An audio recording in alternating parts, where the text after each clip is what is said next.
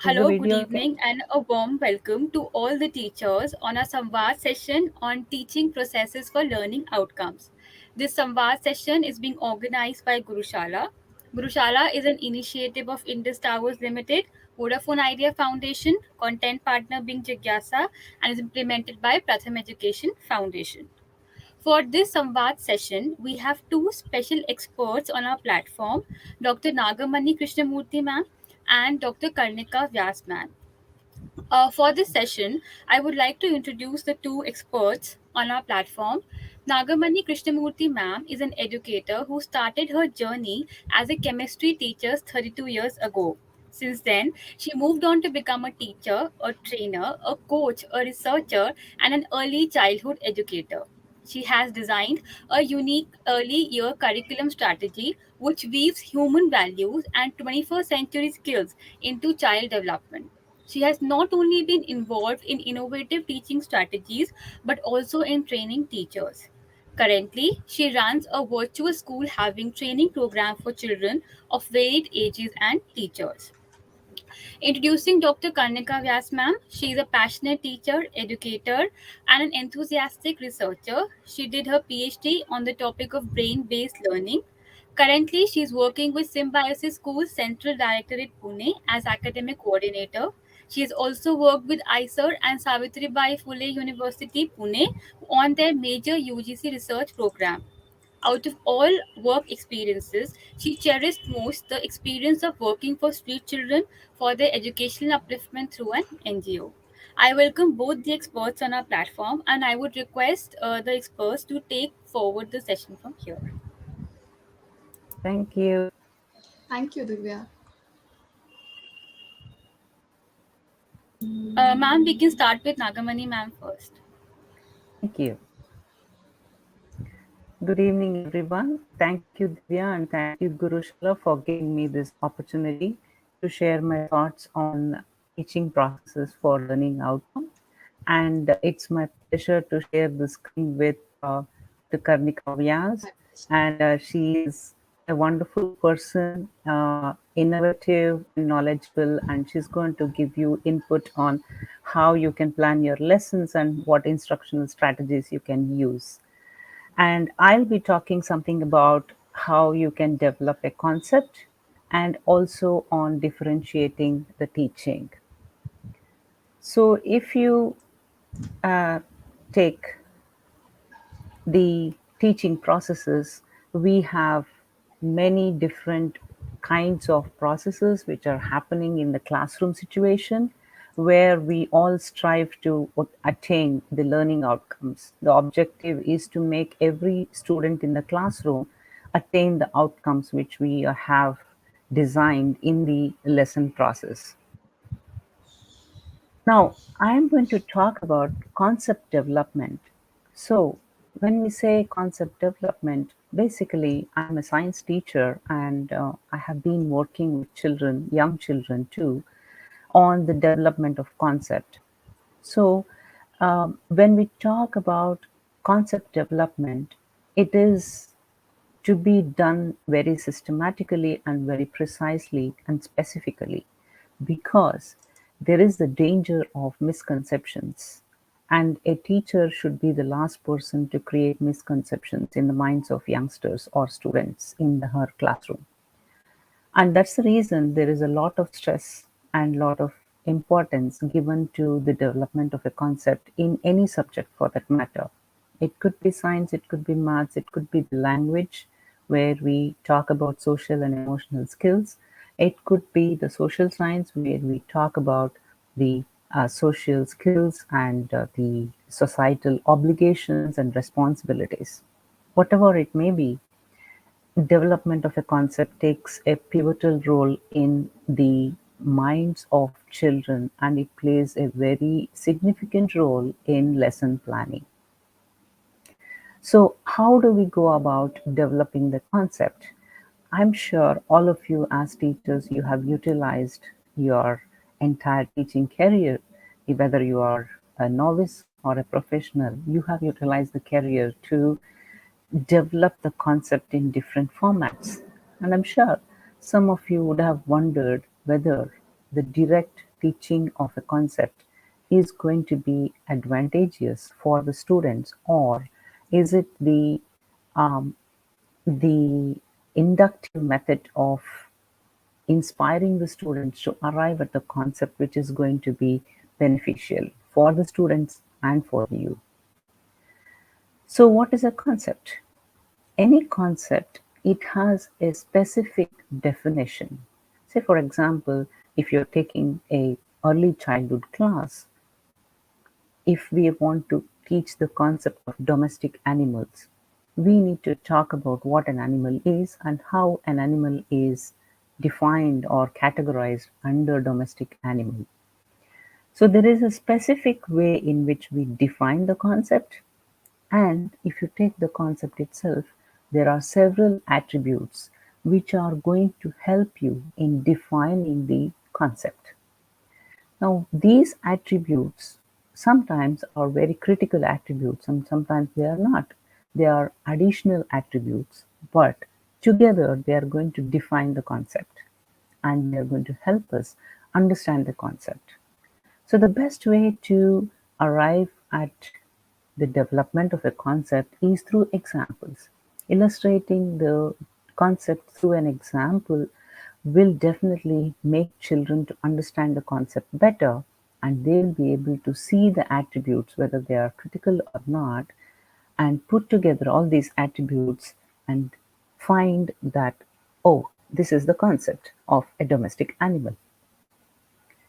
And of course, we have to talk about non examples, because when we ask a child to differentiate the animals into domestic and wild animals, then they need to understand what doesn't belong to domestic and what doesn't belong to wild.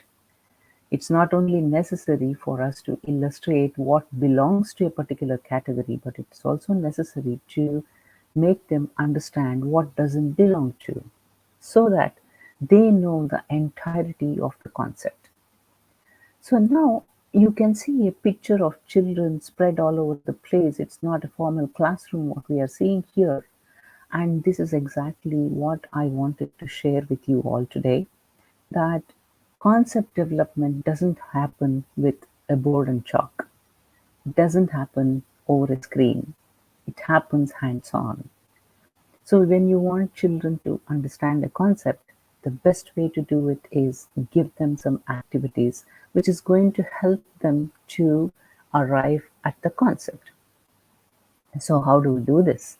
Let's say we take the example of life cycle of a plant. So if this can be used at any stage in the classroom, it could be the kindergarten, it could be the elementary level, it could be the secondary, higher secondary. At all stages, this concept can be taken to different levels altogether. But I have given the simplest of all, where a seed is watered and a seed is sown, it is watered, and slowly the sapling will erupt and it will grow into a plant, and the plant can give flowers and the flowers can turn into fruits in some cases. So now this entire process, if the child has to understand, it's very easy for us to show a video clip on the growth of a plant or the life cycle of a plant, or we can show the pictures, we can draw on the board and we can show it to them. But what works best for the children is what is important. So if you take the child, the child is not a a, a person who can sit quietly and listen to what the other person is saying for a long time. The attention span of children is not so great because they are curious, they are learners, they're explorers. They want to find out for themselves what is happening with the concept instead of listening to it from you or watching it on a video or seeing it on a picture. So, what we need to do is we need to start with an example. Take any small, simple uh, life cycle of the plant. Any small plant which can be grown in the campus of the school, or it can be grown in a simple pot, or any plastic tub, or any any vessel container which can hold soil and where you can sow the seeds. The simplest example is the coriander, ragi. All these are simple examples. So now you can say that this works for kindergarten children, not for the older children. But you are wrong. We can adopt, tweak the instructional strategies for these activities in such a way that children at different levels are going to see the uh, different aspects of the growth of the plant, how it is going to grow and give fruits and then perish and again come back to the seed stage. So, this whole process can be taken to different levels by giving different instructions and different tasks for the children. So, if it is kindergarten children, you're going to give them a simple task of sowing the seeds in the small pot and watering the seeds and see the plant grow, see the leaves sprout, and see the plant grow. Now, we need not instruct them what's going to happen. We're only going to ask the children to explore, observe, and make notes and find out what is happening. It's interesting to see that different children observe different aspects of the plant growth. And it will be more interesting if you group together some children and ask them to exchange their observations, exchange their notes about what is happening with this particular plant growth. When you make them to work with each other and compare notes and then bring together all their understanding and observations and conclude what they have observed, you can see that 99.9% of the times they'll come up with more observations than we are capable of giving them. When we give them, we are bound by the lesson. We are bound by the objectives. We are bound by what's going to happen in the exam. And we are bound by the expectations of the lesson itself. But children are not doing that. Children are just exploring to satisfy their curiosity and to find out what exactly is happening with the concept. So that's the reason they go beyond and explore more characteristics, more interesting facts about the concept than what we are capable of providing them. So the present children also have access to the wide, vast knowledge in the internet, and we can allow them to explore even more, combining the practical experience with the researching the materials about the growth of a plant or any other concept for that matter. So the important point to start here is you are going to take an example and you are going to give definite task for children to explore. So they should know what's the goal of their exploration. That's all you're going to do.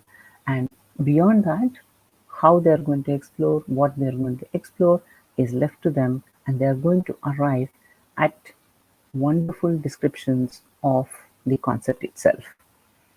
Now you present the non-examples.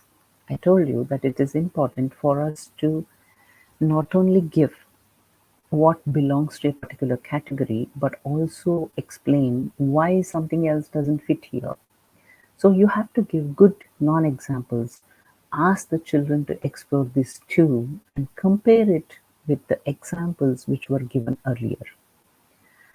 And then you can see the children are capable of comparing and contrasting the examples with non-examples, and they come to their understanding of what this concept actually is and how it can be defined in their own words, and what are good examples of this particular concept and what doesn't fit here.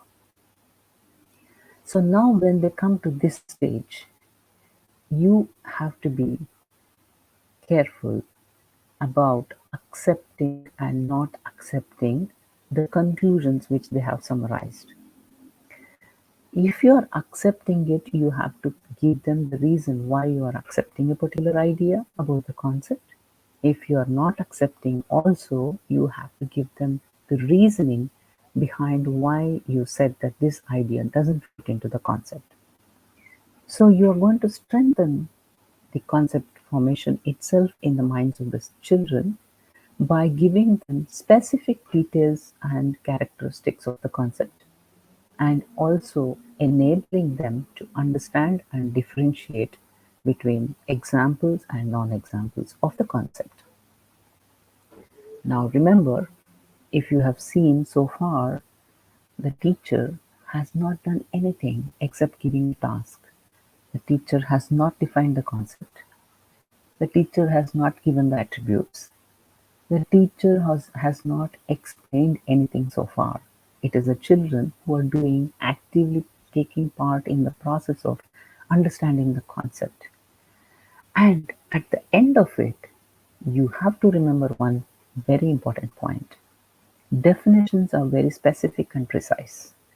Therefore, children have to learn the standard definitions of the concepts. And that is the reason why you have to, at this point, convert your informal classroom, which was like this, to a formal setting like this, and summarize the correct definition.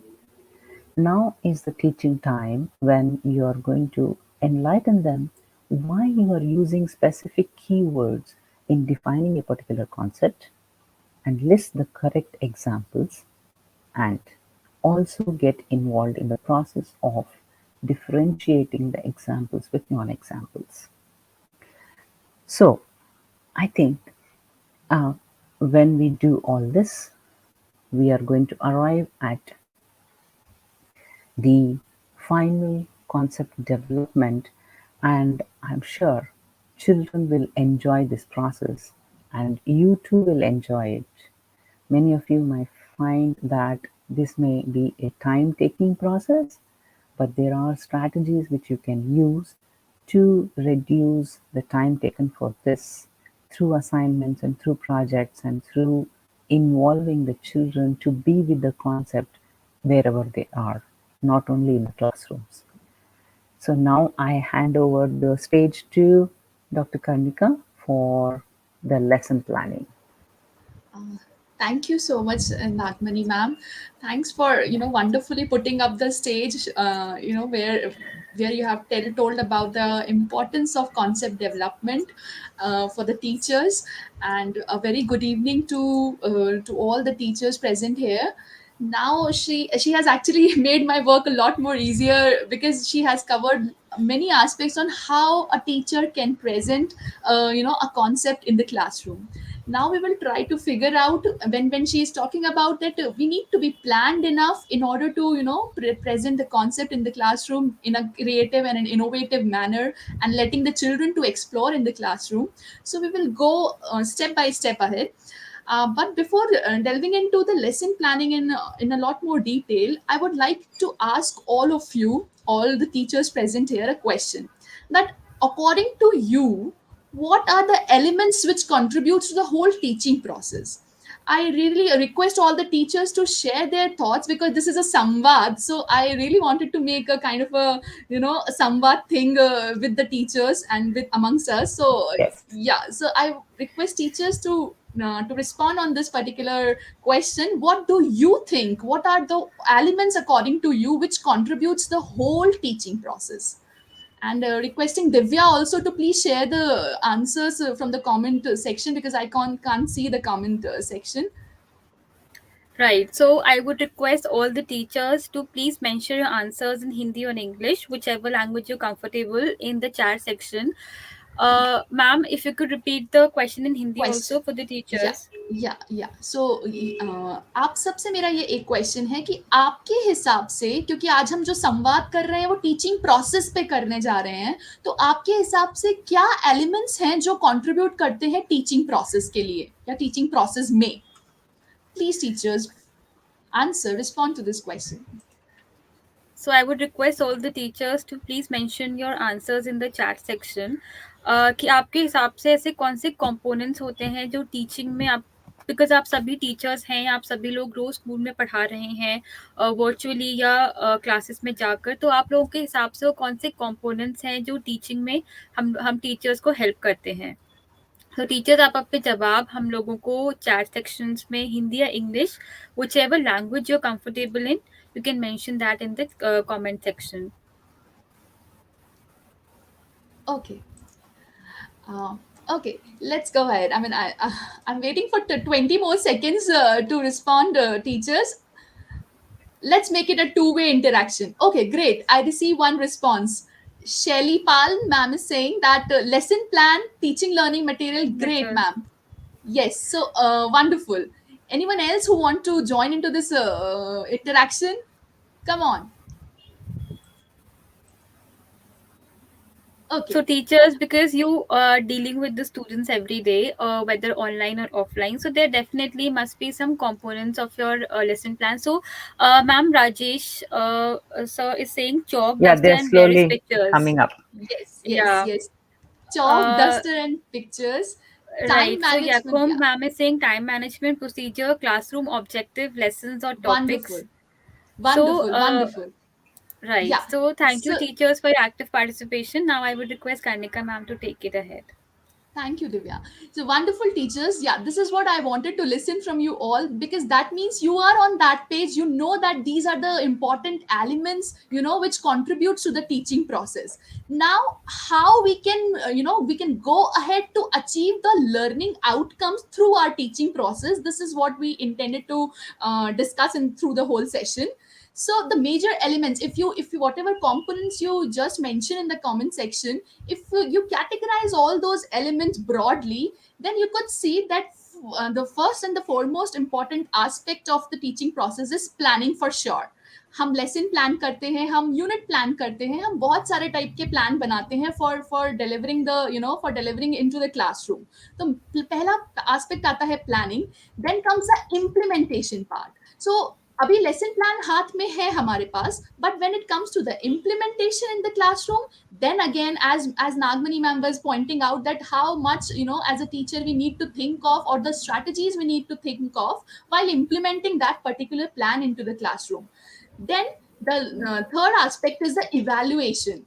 Evaluation is also very important aspect, because whatever you had delivered in the classroom, you need to know whether your student has received in that particular manner only the learning outcomes which we keep on saying, or the objectives with which you created your plan, are those objective has been achieved. So evaluation again makes the another major important element of the whole teaching process. Then the feedbacks and the continuous reflection.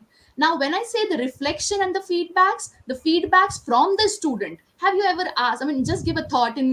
Have you ever asked from your students themselves? I mean, are they enjoying the lesson which you had delivered in the classroom? I mean, have you ever taken any kind of a feedback from your students? हम classroom में जाते हैं, पढ़ाते हैं, class का period खत्म होता है, 40 मिनट्स का, वापस आ जाते हैं, बट फीडबैक लेना और किस तरीके से लेना है, do we ever have given a thought on taking the feedbacks from the fellow teachers? I mean, you can anytime you can invite the teachers in your classroom, can ask their feedbacks, how my lesson was going, what were the goods, what were the strengths, what were the weaknesses of your lesson. And the reflection from the student, reflection of your own, that is self reflection of whatever you had planned, whatever you had implemented, and the way you had evaluated your student, are they on track? So this again, these four aspects are the major elements of the teaching process. And other than these, the one of the most major aspect, I would say, that classroom management. हमारा सब कुछ सही है, planning सही है, implementation और evaluation तभी सही हो सकता है जब क्लासरूम मैनेजमेंट स्ट्रैटेजीज हमें अच्छे से आती हैं. So as a teacher, you just need not only to think on the planning part, but also how you're going to manage that in the classroom is becomes really important. Okay. Then the another part is the active learning environment, which again has to be very active learning environment is again an important aspect in the teaching process. And the last important element is the teacher themselves. When a teacher is motivated enough, they understand the needs of their own learners, that means the whole teaching process can go on track. I mean, whatever we are talking about right now in the current scenario, we are talking about NEP and other aspects. So if you see in all those things talks about teacher as the at the center stage of the whole teaching process, not as a teacher but as a facilitator. When they can motivate their children, they can know the needs of their learners, that all together creates a developing teaching process, teaching and learning process in the classroom. Now going ahead, as I said, planning makes the first element of the whole teaching process. Now again, I wanted to know from the teachers that what exactly you do when you plan a lesson in your classroom. What is the first step which you think on, I mean, which you consider when you plan a lesson in your classroom? Teachers, again, I want your answers. It should be Samvad. Right teachers, तो आप लोगों के हिसाब से ऐसी क्या components होती या पहला आपका क्या स्टेप होता है जब आप एक लेसन प्लान कर रहे होते हैं? हम सभी टीचर्स, आई एम श्योर, हम हर दिन अपनी क्लास में प्लानिंग कर रहे होते हैं और डिफरेंट लेसन्स। तो ऐसे कौन से आप क्या किस चीज़ से लेसन प्लानिंग जब आप शुरू करते हैं तो आप क्या सोच के या फिर क्या कंसिडर करके अपने जी लेसन प्लान शुरू करते हैं? जी, आपका पहला स्टेप क्या होता है जब आप प्लानिंग की तरफ बढ़ते हैं, लेसन प्लानिंग की तरफ बढ़ते हैं?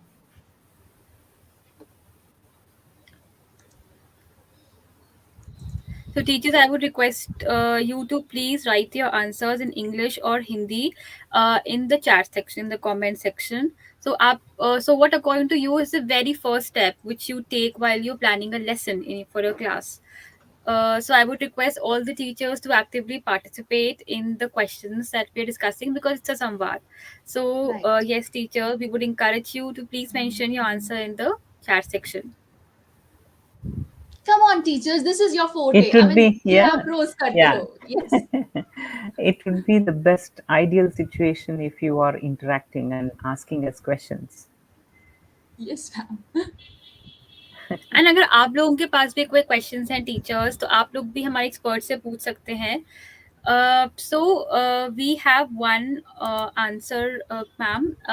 Automobile Guru says, I know the basic of student and their learning process to easily understand about the topic and their age. So I think they're talking about that what a student wants, a teacher should do along with the topic that they're about to teach and the age of the students. Yakom ma'am is saying lesson और the topic. सो सबसे पहले जब आप lesson outcome या planning शुरू करते हैं, सबसे first thing which you see is the Is the lesson in the lesson or topic. topic? Very safe answer, ma'am. Very safe answer. Lesson or topic is the first thing which a teacher, teacher starts see thinking on. Yeah, while planning for the lesson plan. But yeah, I mean, the great answers. But whenever you plan, of course, with the topic, you think of the objectives. Motivation, Rajesh ji बिल्कुल सही बात है, motivation के बिना तो teaching learning बिल्कुल possible ही नहीं है. बट जब हम प्लानिंग करने जाते हैं क्लासरूम में, when we start doing some planning, sort of planning और lesson planning in the classroom, then we need to think of the objectives. am i right am I right, teachers? So we need to think of the objectives. Yeah, thinking how to start the topic or thinking how to go ahead in the lesson is what we all teachers think. But I would say that as a teacher, you first think of the goal, the major goal of of the whole lesson, whatever you are delivering in the classroom. Generally, as a teacher, what happened, we actually get confused in three major three major in three major, what we can say, the three major aspects of in the lesson planning, that is the goals, the objectives, and the learning outcomes. So I would say that these three aspects are entirely different from each other. We generally mix them, we generally consider them as one. But today, with this session, you will understand that goals, learning objectives, and learning outcomes are entirely different. और अगर आपका ये clear है कि ये तीनों चीजें अलग हैं, तो आप बहुत इजीली अपने लेसन को प्लान आउट कर सकते हो, and that will help you, in making the whole teaching and learning process a constructive one. How? So goals, when I say goals, goals are the, the largest category.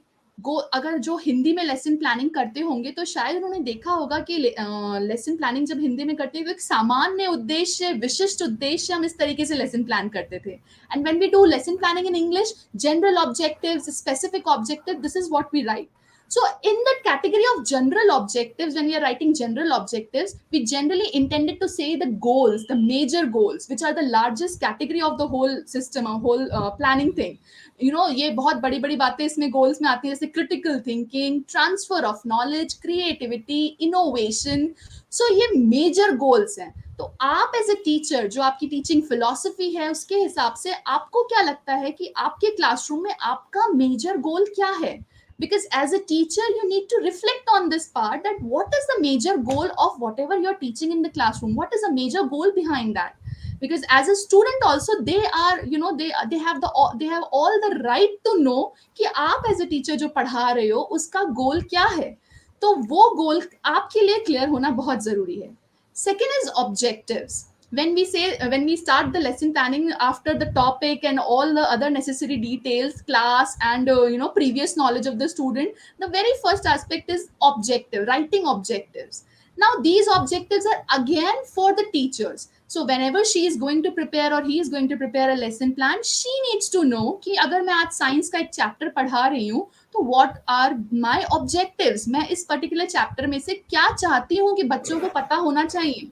For example, ma'am has also given a wonderful, a topic on the life cycle of the plant. Now, as a life cycle of the plant, what are your major objectives? आप क्या चाहते हो कि इस topic में से, life cycle of plant में से, बच्चों को क्या आना चाहिए? क्या उनको differences between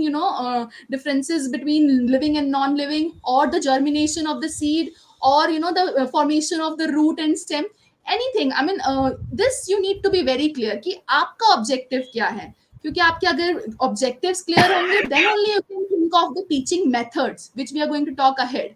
So second one, these are the objectives which a teacher intends to achieve in the classroom. So she should be very clear, or he should be very clear on what my objectives are going to be even when I'm taking any class. And finally, the learning outcome. Now the learning outcomes are achievable, they are measurable. This is all about what learners are going to produce. That means what students are going to produce, whatever activities you're going to do in the classroom, in consideration to the objectives which you had formulated. So अब जो आपने objectives बनाए हैं, उसके हिसाब से आप कुछ activities करोगे classroom में. उन activities को करने के बाद आपने achieve क्या किया. So that is kind of the achievement in the classroom which is happening. So this is all about learning outcomes. So as a teacher, I request you all to have this basic understanding, which almost all of the teachers I've seen, they always confuse between these three major aspects. अगर आपकी ये तीन चीजें clear हैं, goals, objectives and learning outcome, then I can bet on this part that you as a teacher would excel in the classroom. कोई भी दिक्कत नहीं आएगी आपको अपनी पूरी classroom session में. So now with this, when we start planning for our lesson, we go with the, we go with the goals, we go with the objectives, we go with the learning outcomes. So let's quickly, and I really request to all the teachers that they please participate, participate in this small activity, where you just need to tell me if you're going to, make a lesson plan on respiration, श्वसन प्रक्रिया, या श्वसन तंत्र बोलते हैं respiration system को. श्वसन प्रक्रिया, सांस लेने की सिंपल जो प्रक्रिया है, उसका एक आपको लेसन प्लान बनाना है. तो what would be your goals, objectives और लर्निंग आउटकम्स आपके क्या होंगे? Can you quickly think about it, and can just post it in the comment section? So teachers, अगर हमको एक लेसन प्लान बनाना है ऑन रेस्पिरेशन क्लास 6 के बच्चों के लिए, तो उसकी आप, तो जब बनाने से पहले आपके गोल्स क्या होंगे, आपके ऑब्जेक्टिव्स क्या होंगे, आप क्या लर्निंग आउटकम अचीव करना चाह रहे हैं, इन पॉइंटर्स को आप इन शॉर्ट हम लोगों को लिखकर 4 सेक्शन में हिंदी या इंग्लिश में भेज सकते हैं. So I would request all the teachers to actively participate in this quick activity. बहुत लंबा नहीं, we are asking you the basic things about the goals, the objectives and the learning outcomes जो आप एक lesson plan को create करते हुए on the topic on respiration को use करेंगे. Any So objective, any learning outcome which you can think of. If you can't think of the goals right now, just think of the objectives or the learning outcome, anything which is coming to your mind. तो teachers, अगर आप बच्चों को class 6 के बच्चों को respiration पढ़ा रहे हैं तो आपका आउटकम क्या होगा, या आपका ऑब्जेक्टिव क्या है वो चैप्टर पढ़ाने का, या गोल क्या है आपका, या आप क्या अचीव करना चाह रहे हैं वो चैप्टर पढ़ाने से. So teachers, I would request to please mention your answer in the chat section so that we can have a discussion about the same with Kanika ma'am. Okay, so as a teacher, this is the irony. See, as a teacher, we never participate, but we want all our students to participate in the classroom. Okay, no worries. Let's go ahead because we are running short on time. So, if we're talking about respiration, तो मेरा गोल ये होगा कि मैं major goal जो मेरा एक large एक बड़ी पिक्चर है मेरे सामने, वो मेरा ये गोल होगा कि मैं डेवलप कराऊं knowledge and understanding of the respiration process in the human body. I'm hoping that all teachers are with me. So this would be my major goal, that as a teacher, I wanted to develop knowledge and understanding of the life process in the human body. But to achieve this goal, I need to be clear with the objectives, which are that students will be able, because I cannot measure knowledge, I cannot measure understanding. So in order to measure, in order to make them measurable, I need to make the pinpoint objectives. And that would be to identify organs of human body involved in respiration, or to describe the process of respiration. So if my students can identify the organs that are involved in respiration, can describe the process, that would help me in developing the knowledge. And finally, as a learning outcome, because I would be doing many activities in order to achieve the objectives, and finally the learning outcome would be, I want my children to demonstrate the understanding of respiration through a lung model, which will be making out of low cost material. तो learning outcome अभी मैं बहुत अच्छे से देख भी सकती हूँ, ऑब्जर्व कर सकती हूँ, मेजर कर सकती हूँ कि कितने बच्चों ने लंग मॉडल बना पाया, और उनको स्पेसिफिक बच्चों को पता रहता है कि yes, my teacher wanted to to have a lung model in front of everyone. So this is the learning outcome. I hope this made you this make you clear, this make the concept clear between goals, objectives and learning outcome, and the importance of having it when you plan the lesson, because it helps, it helps in the whole teaching process, teaching and learning process. Now going ahead in the lesson plan, of course after the objectives we introduce the subject matter. I mean हमारा objectives हमारे सामने clear है, और हमने जो objectives लिखे उसके हिसाब से अपने class में introduce किया. And again going back to Nagmani ma'am's concept formation, we tried to make the concept in a way that they can explore themselves. तो उसके लिए हमने क्यूरोसिटी बच्चों में लाने का कोशिश किया. क्यूरोसिटी हम कई सारी एक्टिविटीज से ला सकते हैं, उनको वो एक्सपीरियंस प्रोवाइड किया so that they can understand the process of respiration. Then when we go to the after the introduction, we can go to the activities, the different activities which we are going to perform in the classroom, which can help the students to observe what is happening around the classroom, और उस respiration aspect में क्या क्या चीजें हो रही हैं. For example, आप spark curiosity spark करने के लिए jumping jacks is just a simple exercise in which a person has to jump. अभी जंपिंग जैक्स करने में कितना रेस्पिरेट या कितना ब्रीदिंग हमारा तेज होता है, कितना कम होता है, क्या पूरा कौन सा पार्ट, एब्डोमेन हमारा पार्टिसिपेट कर रहा है या थोरैसिक यानी अपर पार्ट हमारा पार्टिसिपेट कर रहा है. This all involves observation, this all involves exploration. So you need to think of all those activity which can induce that curiosity, which can induce that exploration aspect, and then you can ask your student to draw the inferences, to draw their observation. And finally, as a facilitator, you can conclude to whatever happened through the activity. And when you are done with all the activities, now it's time to to make the connections, with the real life example, real world example. So here you have to extend the learning. Whatever learning is happening in the classroom, you have to go beyond that. As again Nagmani ma'am had already mentioned about it, that learning is something which cannot be bounded in a classroom.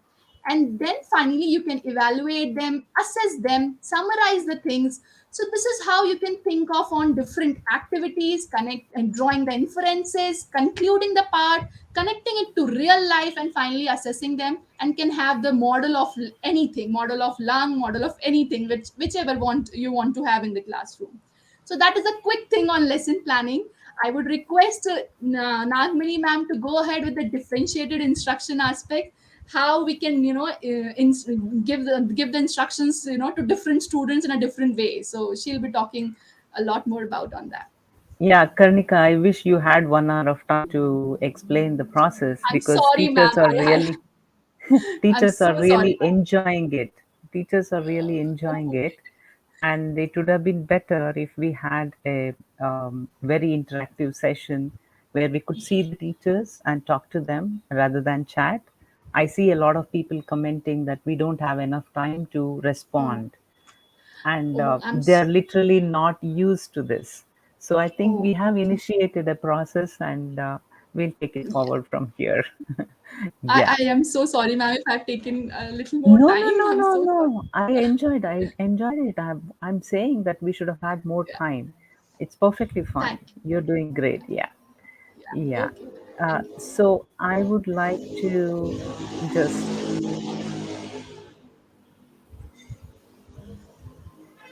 go back to the presentation.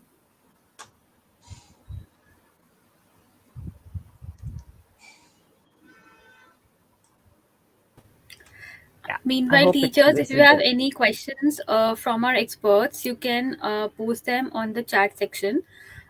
So now we can start with differentiated learning with Nagamani ma'am's views in it. Thank you, Divya.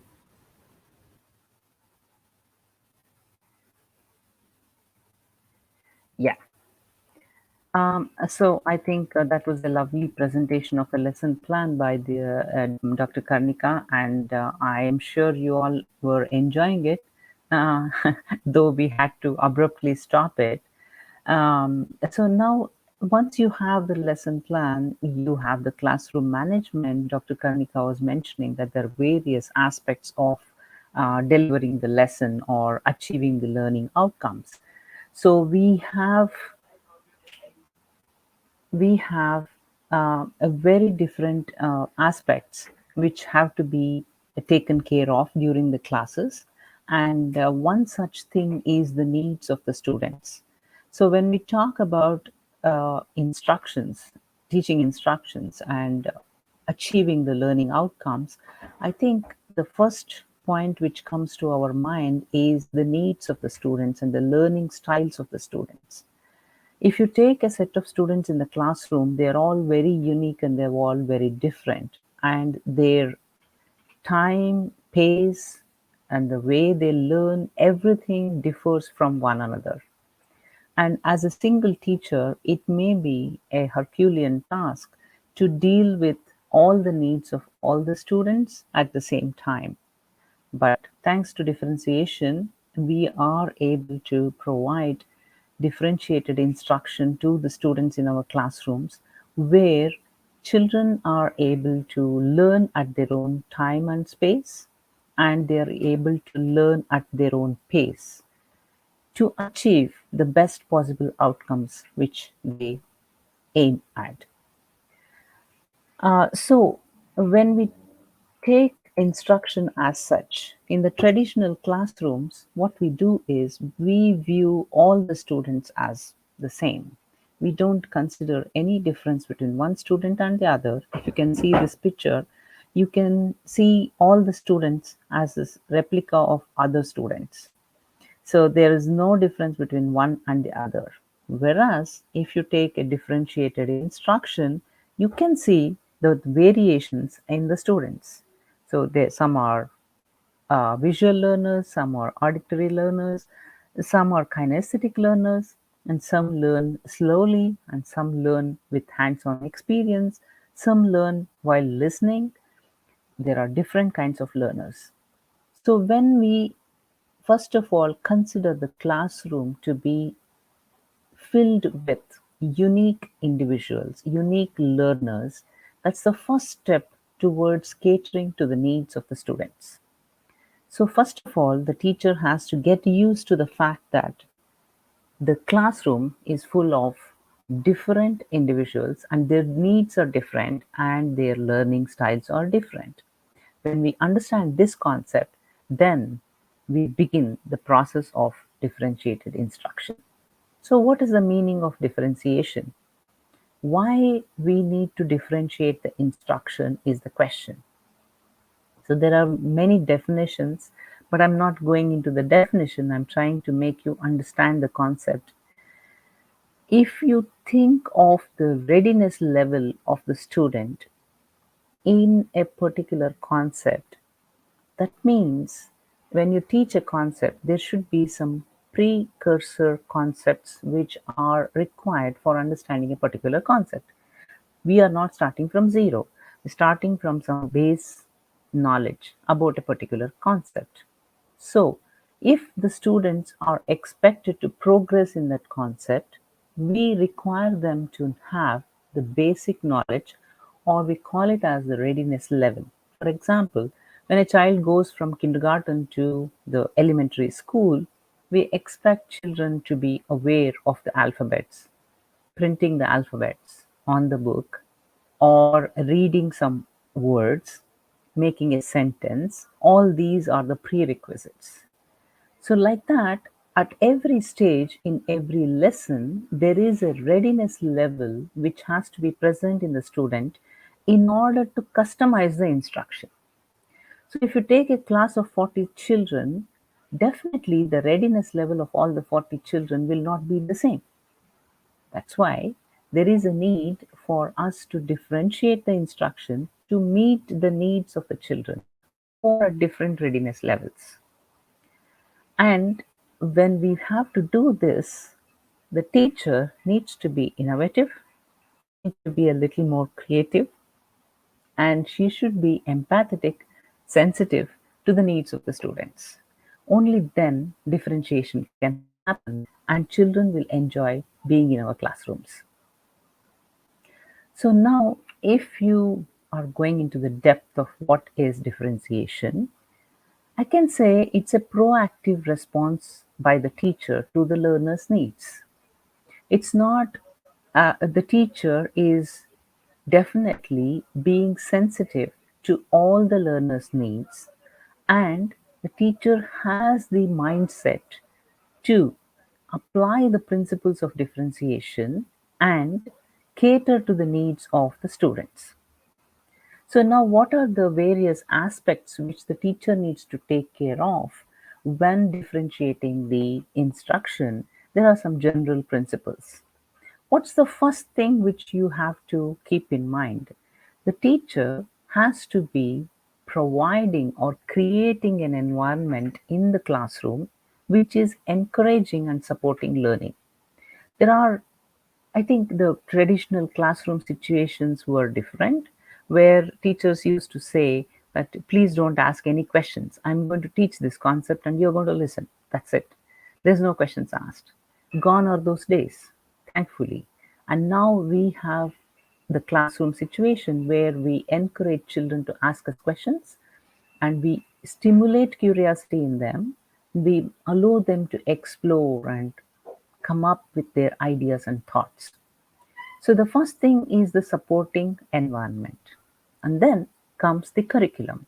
When we talk about the curriculum should be of high quality and high standard. Only then it will intrigue the interest of the students, and the students will get involved in the teaching learning process. Now, when we uh, talk about teaching learning, assessment automatically comes into picture, because unless and until we assess them periodically, even throughout the class itself, throughout a single class itself, we are not aware of the readiness of the child to proceed further. I was talking about the readiness level of the children in a particular classroom or in a particular lesson itself. Now, why do we talk about readiness? Without learning the alphabets, can the child write a word? Not possible, right? Without learning the numbers, The child is unable to add, subtract, multiply, etc. So it's a simple thing that you have to have some basic knowledge in order to proceed further and understand and develop the concept. Therefore, assessment becomes an important part of the teaching learning process. So when the assessment happens, the instruction can be tweaked and can be modified to meet the needs of the students. So the results of the assessment is an indicator for us to plan our lessons better in order to make the student progress in the lesson. And the instruction can be given to different students in different ways. I said, how do you differentiate the lesson, the teaching? Now, when you are talking about giving tasks to different children, there are some children who are very extrovert and who are very curious, who are very kinesthetic, and they get involved in a lot of activities. So you need to give them some activities which are going to utilize their strength rather than make them to sit down in a single place. And some students have some leadership skills. Some students are very silent and timid, and they are not interested in taking part in group activities. So, what you need to do is you need to divide and differentiate the activities which you are going to give the students and make every student feel comfortable in your classroom and participate in the activities which are directed towards the goals of the lesson. As Dr. Karnika was mentioning, any lesson will have a general goal and it will also have specific goals. So we need to take care of both of them in a particular class and see that every student participates in the activities in one way or the other. So, what are the various ways in which teachers can differentiate? It is through content, through process, through the product, and through the environment. So the content itself is the ideas which the teacher is presenting to the students.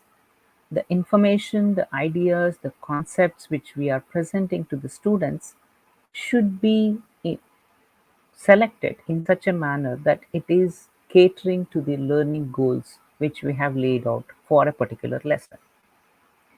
And the process is how we make the students to arrive at the concept and achieve the learning goals.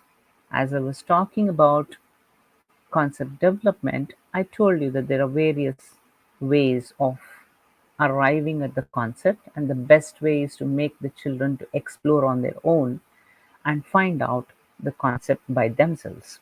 So when we are doing this particular activity of exploration, we need to make the students to explore in a way in which they are utilizing their strengths rather than suppressing them with their weaknesses.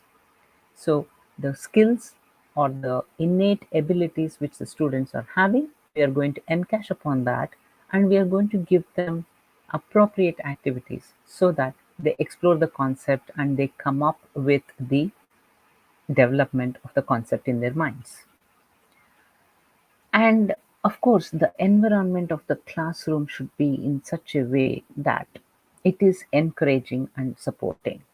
So we should not only encourage the students from our end, we should also encourage the students to support each other because many times lot of learning happens when the peer uh, learning happens. It's not the teacher teaching the concept which encourages the learner to learn.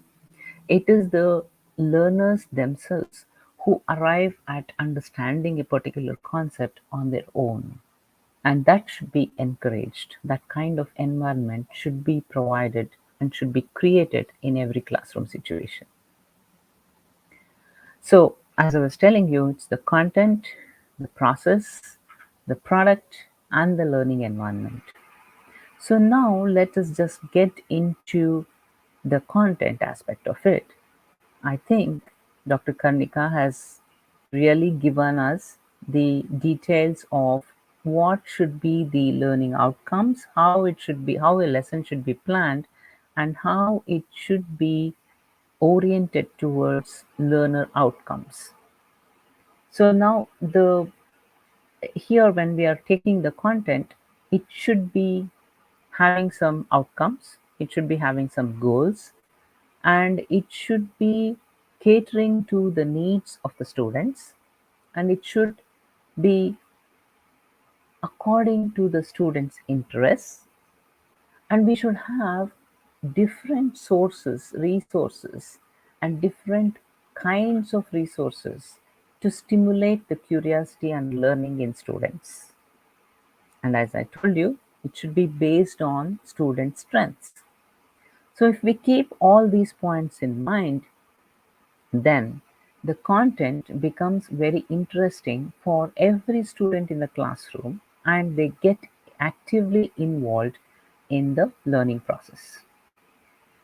So when we talk about the process itself, we get into a variety of spiral process where the learning is scaffolded, and there is learning from lower level to higher level, and there is grouping of students where there is a mix of students in each group, and students are facilitating learning in each other, and there are multiple learning tools which are being offered. Therefore it becomes interesting, and also it becomes easy for the students to learn.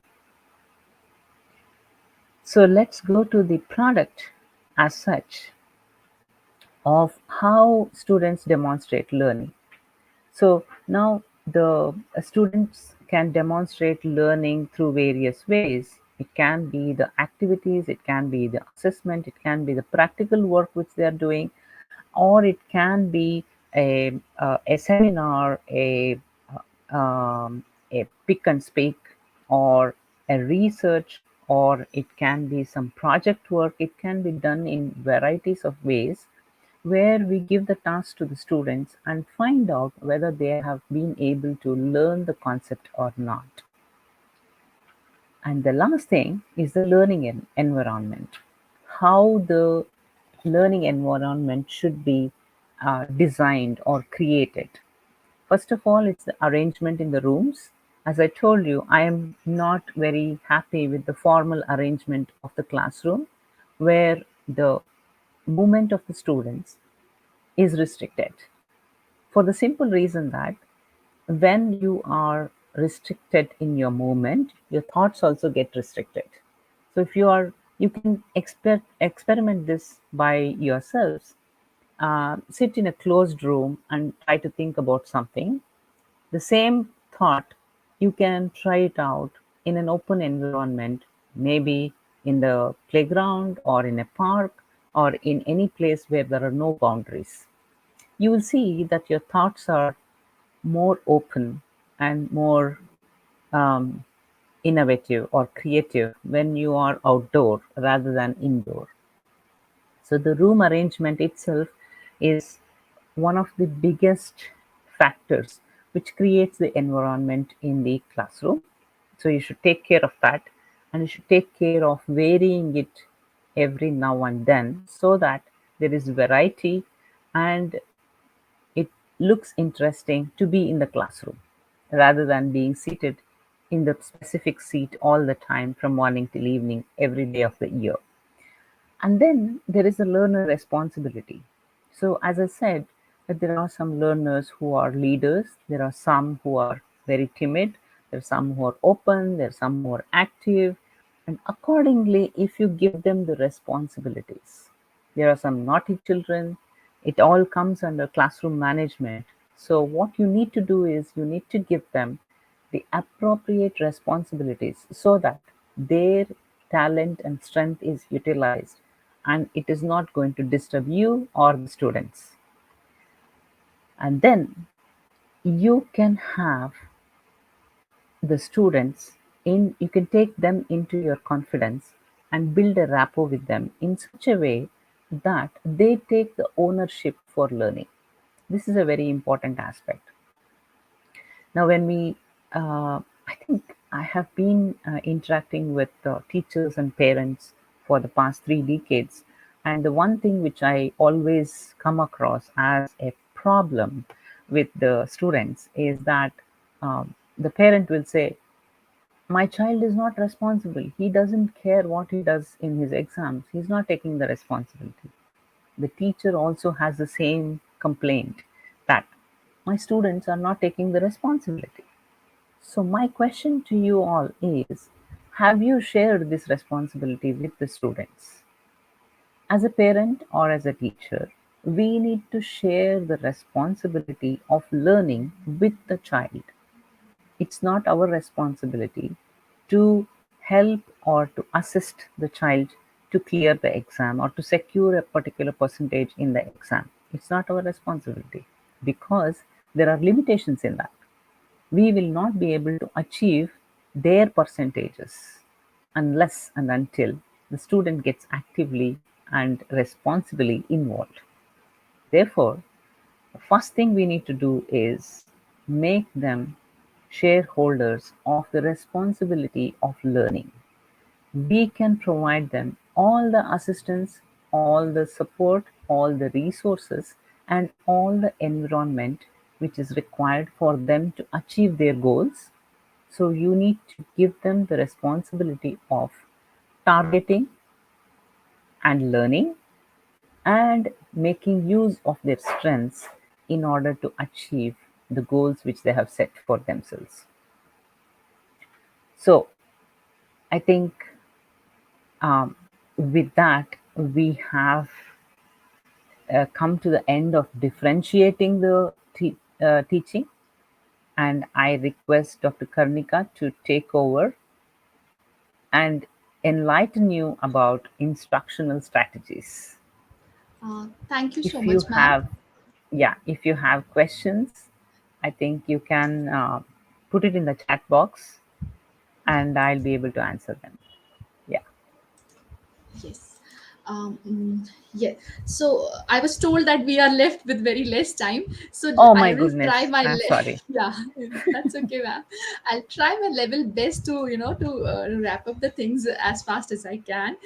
But Okay. yeah, so far what we did, we actually started with the concept development, which is, if any concept you're going to teach in the classroom, how innovatively you can develop it, how you can innovatively you can construct that concept, and can help the students responsible for, or and can make the student to explore different aspect to develop that concept. Then we went to the planning part, how we can plan out. Then we went to the differentiation part, अभी एक lesson plan बन गया, अब उसको differentiate कैसे करेंगे, considering the different type of learners we have in the classroom.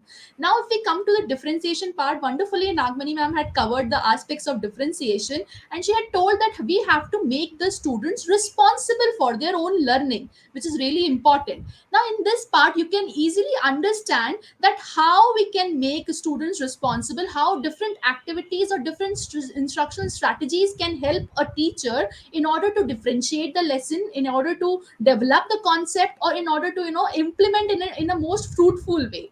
So going ahead, if you talk about the learning goals, which I was kind of focusing a lot, I would say, I would request teachers that of course the learning outcomes are the measurable and the are the specific aspect. But if you can think on the larger picture, which are the goals, the learning goals, so if you can think on that aspect, and according to those learning goals, think about your teaching methods. So if you I mean, with the NEP in the picture, with the NEP, national education policy, in the picture, and other research studies, if you get into it, so you will get to understand that there are major learning goals which can be categorized as that. As a teacher, what we want to disseminate up to date knowledge with various ways, in innovative ways, in creative ways. But what is the major goal? We want to disseminate the up to date knowledge. The second is, we want to develop the capabilities of the students so that they can use the ideas and the information. The third one is we want to develop the ability to generate. We want to develop the ability amongst the students so that they can generate the ideas, not only using the ideas, but with their own self, with their own skills, they can generate the ideas, and get test those ideas. Whatever the ideas has been generated, they can test those ideas as well. And then finally, they have the capacity to manage their own learning, or to be responsible for their own learning. So this is the major learning goals. But now, as a teacher, I would request you all to please write down all these major goals. Maybe the time, this much time won't allow you to think, but later on in the night time, when you are all free with your work, think on all these goals and think on all what teaching methods you can employ in the classroom when these learning goals has to be achieved. So if when we talk about disseminating up to date knowledge, I really wanted to know from the teachers first, but since we are running lack of time, we are running short on time. So is a kind of these 9 teaching methods which you can apply. Of course, these 9 are not just the only teaching methods, there can be many, but this is what I can I can think on, or I can research on these part, that how as a teacher, of course a lecture can be done to disseminate up to date knowledge. But apart from lecture, what else you can do in the classroom? You can give the student the reading list, again holding students responsible for their own learning, giving them handouts, organizing guest lectures, giving them open learning material, and telling them how to use the internet. This is very important, because as a teacher, it's a Google age. But how many times in a classroom we tell the students that this is the way to use the Google in the classroom, this is the way to go into the library and to take the textbooks and get into the details of the textbooks. We hardly talk about all these. We talk about the concepts, we talk about different topics, but जो हम एक पढ़ने का तरीका होता है, या learning का प्रोसेस होता है, वो हम hardly as a teacher discuss करते हैं. So please, if you're disseminating on those knowledge into the classroom, think on all these points. There can be other ways of disseminating up to date knowledge in the classroom. So again, the second large goal in the classroom is developing the capabilities in the students so that they can use the already present ideas or already existing information. So how they can use? You can have the case studies, do the practicals, give them the work experience. Now the NEP is also talking about work experience. If you're talking about like pottery, let them take to the pottery workshop जैसा कुछ arrange करके एक या Potter के पास जाके उससे बातचीत करके वो एक्सपीरियंस हम दे सकते हैं. Demonstration, simulations. We are talking about Google age, the simulation, problem solving. These are various ways with which you can help the children so that they can have the capability to use already existing ideas or already existing information in a creative way. Talking about generating their own ideas. Now for generating their own ideas, you can ask your children to do mind mapping. So these all topics which I'm right now which you're seeing on the screen are itself are very kind of very big topics which can be taken in another sessions. But these are the ways by which you can help your student to develop their own thoughts, their own ideas, generating their own ideas. Where in and the best part of all these strategies is that you are kind of holding your students responsible for their own learning. At the same time, you are making a differentiation in the classroom. That's what we talked about in the previous part of this whole session.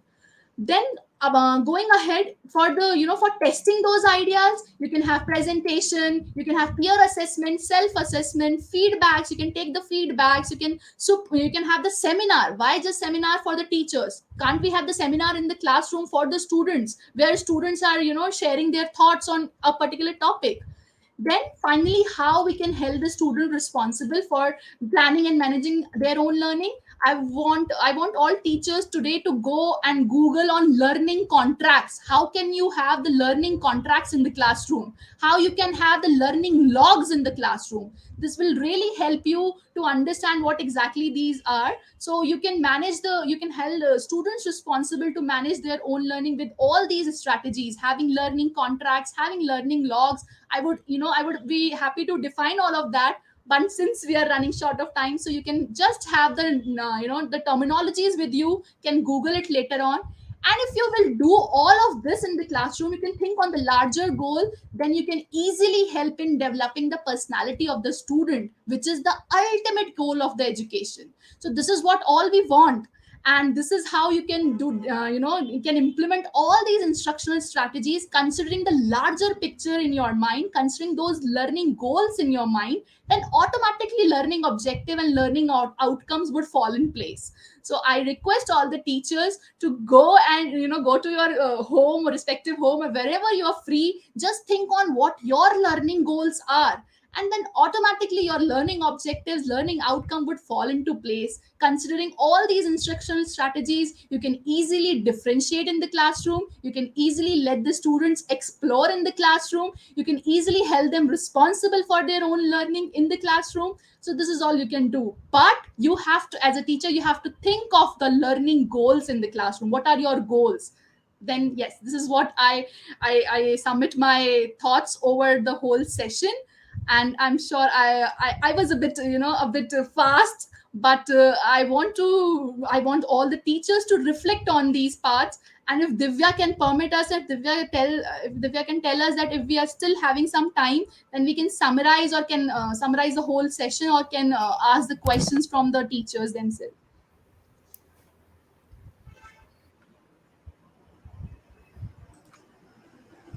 Hello. Kanika, we almost at 7:10, so it's almost 10 minutes Okay. above the Yeah. Okay. So what you suggest? I mean, do you want to have any sort of question, or just words, want the to? entire concept of learning process, the learning outcomes. Uh, Teachers, we would be sharing, yeah.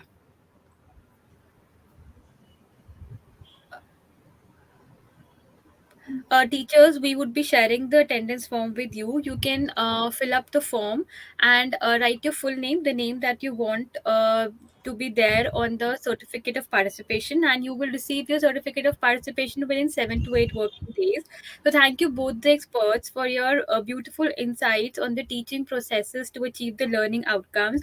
I'm sure the teachers would have, understood so many techniques, so many ways of how to plan a lesson, of how to go about differentiated learning, and the instructional strategies also that we talked about. Thank you so much to Karnika ma'am and Agamani ma'am for being there with us. Thank you all the teachers.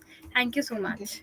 Thank Before you you. leave, Divya, it's just a one thought over there. Barnali Burman ma'am wanted to say that she always asks student to use Google to explore more and more information. I request Barnali ma'am to also tell your student how to explore on Google, because there are various strategies to explore on Google as well. So just wanted to make a point over here. That's it. Thank you. Thank you, Yeah. Karnika ma'am. Uh, Thank you, Nagamani ma'am. yeah, thank you so much, Divya, and thanks to all the teachers. I think you can share the questions with us and Yeah. through email, and probably we would like to respond to that because we don't want anybody to go unanswered. Yeah, Yes, yes, we're always yes. available. Both of us are available, and you can share the questions with us, and we will be able to respond to that. Thank you, Thank teachers. you. Thank Thank you you. so Thank much. you. Thank Thank you, you, ma'am. Nagmani ma'am. Thank you. Thank Thank you, Thank you, you ma'am. so much. Karnika. Yeah. Yeah. See you. Thank you to all the teachers. See